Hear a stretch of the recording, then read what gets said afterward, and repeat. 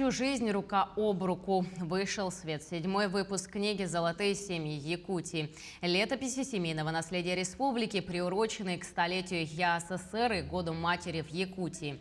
В эту книгу вошли материалы о 105 семьях, которые через долгие годы пронесли любовь друг к другу, доверие и верность и передали свою житейскую мудрость и богатый жизненный опыт своим детям, внукам и правнукам. Семейная пара Наумовых Мария Егоровна и Дмитрий Иванович, которые в конце марта будут отмечать 62 года совместной жизни, поделились своим секретом семейного счастья.